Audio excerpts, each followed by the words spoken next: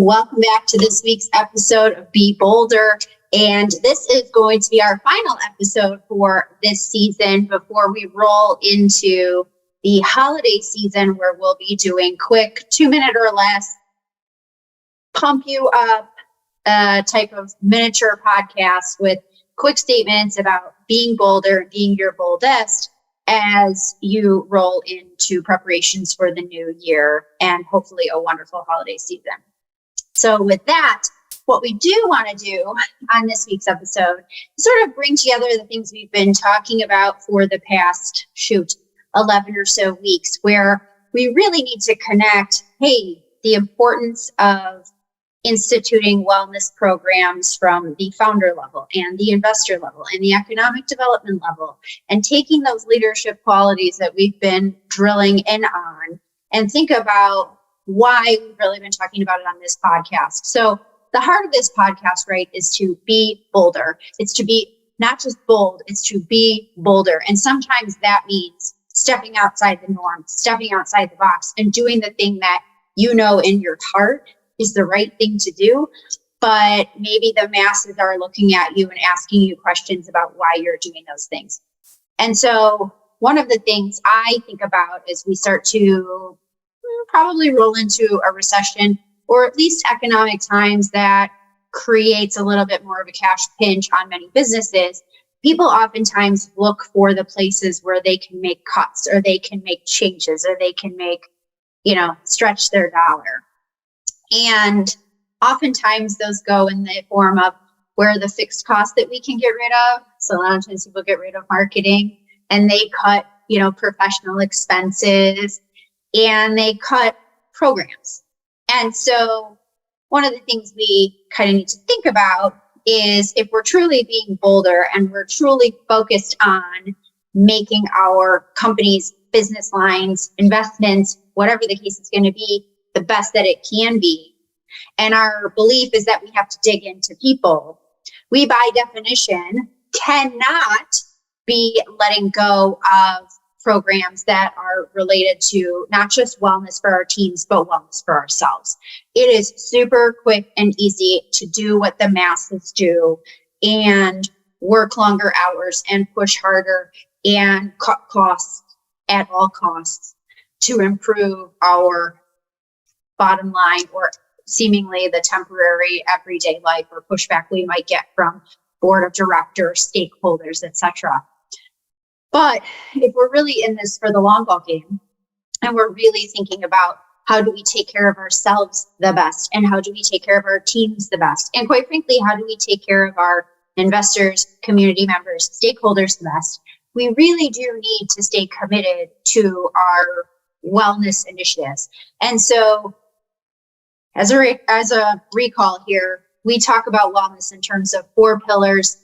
We talk about it in terms of financial wellness. We talk about it in terms of mental health wellness. We talk about it in terms of physical wellness, and we talk about it in terms of spiritual wellness, whatever that might be for you.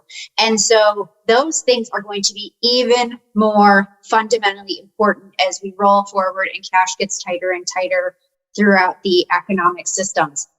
And if we really believe that doing things to take care of ourselves and our teams are the things that maximize outcomes, not just for ourselves, but for our business lines, and help us make the best decisions possible, doesn't it seem short-sighted and foolish to be cutting those things? And you will get pushback. I am already seeing it in countless companies that, I sit on boards for, where people are starting to say, well, where can we make cuts and how can we stretch the dollar, et cetera, et cetera. The best way you can stretch your dollar is to support the people who are around you and support yourselves. If you are not taking care of you, you cannot take care of the things that are around you. And if we really think about who's going to come out of this the best at the end of the cycle, the recession or economic cycle we're currently in, it's going to be those people who dug into teams and focused on those and kept those people happy, kept those people engaged. And guess what? I'm also going to tell you that's probably one of the boldest things that you can do rolling forward right now, because quite honestly, you're going to get a ton of pushback.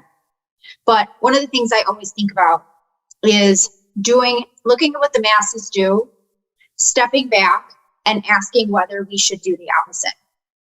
And it is very quick and easy to say, oh, well, those people were cutting all those things, or those people were selling their house, so I should sell mine. Or, we should do this with our cash because those people are.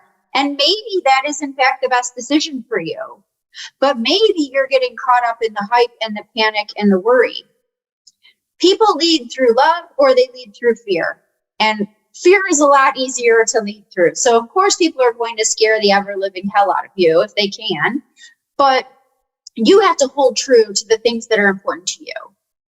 If you aren't taking care of you, and if you aren't taking care of your teams, and you truly believe that that's a thing that's important for you and your business for the future and the growth of your business or exit or whatever the case is going to be, then you need to push back boldly and fiercely against any of those folks who are going to say, hey, cut these programs. Don't focus on that. Everybody should experience hardship. Why? Just because someone else has experienced something difficult, does it automatically mean that you have to experience that difficult thing or your team has to experience that difficult thing? People's poor planning and poor use of cash and poor thoughtfulness is not your responsibility to clear in your business line or in your business or whatever, in your household, in your relationship, whatever. That is not something that is true. You need to focus and do the things that you know in your core are the best for you and your business. If you are steady and centered, all of this nonsense that's happening around in the economy and in businesses and whatever else is going to happen doesn't matter to you or your teams. And so if you want to have the best outcomes moving forward, I challenge you to buck the trend. I challenge you to think about what you can do to dig into your teams and support your teams more so they stay, so they're excited, so they're passionate, so they know that you have their back, so that they want to do the things that you need them to do in that business every single day. It comes down to extreme ownership. You need to own that and you need to inspire those folks. Now is the time to act boldly. Now is the time to dig in. So with that, I implore you, please don't take this as an opportunity to cut or fall into what the masses say you should do. It's your business, it's your business line, it's your relationship, it's your whatever. You need to manage that for you. You need to own that fiercely, you need to own that truthfully, and you need to be able to communicate whatever the plan is out to your team. So with that, short, sweet, and to the point today, but I do challenge you to do these things, and I challenge you and encourage you to tune in for the next few weeks as we roll through the end of 2022 into 2023 with short little 2-minute or less quick podcasts that you can listen to, hopefully get inspired by, and challenge yourself to make 2022, the rest of this year, the best that it can be, and set yourself up for success in 2023. So with that, as always, don't forget, don't just be bold, be bolder.